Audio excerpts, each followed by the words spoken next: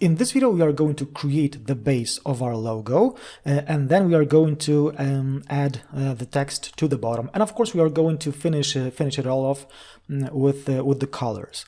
So the first thing I'm going to do is I'm going to create a base using the rectangle tool.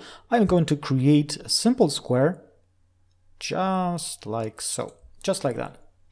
And of course, I think I'm going to give it some other color, maybe this blue color. And what I want to do right now is I want to move this rectangle down, well, below my rays, so I can now cut these rays from my background, from my base of the logo. So I'm going to select both these guys, and in the Pathfinder tool, I'm going to go with the -front command to have this this effect finished.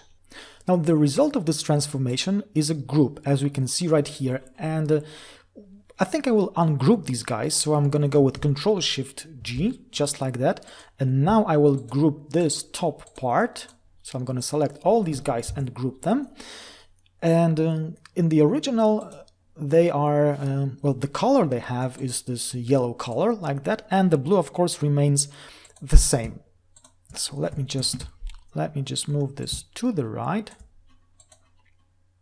Let me unlock this original logo, and as you can see, we have almost recreated this logo. The last thing to do here is to create the text, and the font I chose for this design is a free Google font that I've attached to this lecture, and it's called Alice. So I'm simply going to click somewhere here and type the name of the company, and I'm going to make it significantly bigger. Since this font comes only in a regular size, it doesn't have its bold version, we are going to have to make it a bit bolder. But before that, let's take care of the tracking and the kerning. And if you don't know what tracking and kerning is, just take a look at my Illustrator Fundamentals course, and where I explain the tracking, kerning, and letting in greater detail.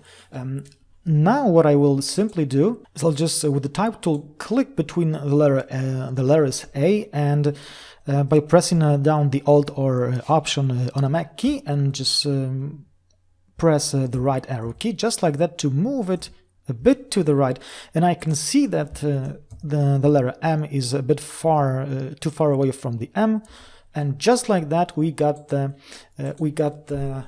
letters created. But as I said, I think that this font should be a bit bolder. So first I'm gonna move my font to the right, to somewhere here, just like that. I think I'm gonna make it white, so you can see it all better, just like that. Okay, and the function that I was talking about is called offset path. So I'm gonna select my font, go to the appearance panel, I'm gonna choose this effects symbol, I'm gonna add the new effect, and I'm gonna go path, offset path. And when I hit preview, you can see that we got a really bold version of our font, and that's not what we want. I'm gonna go all the way down to 1, and with Illustrator you can even go lower than 1 pixel. You can split the pixel if you want, or even, and this is a nice little trick, when you are changing well, any value actually in any dialog box, if you hold down the Control key or Command on a Mac, and then press the up or down arrow key, you can change the size in 1/10 increment. And I think I'm gonna go with just half a pixel, just like that.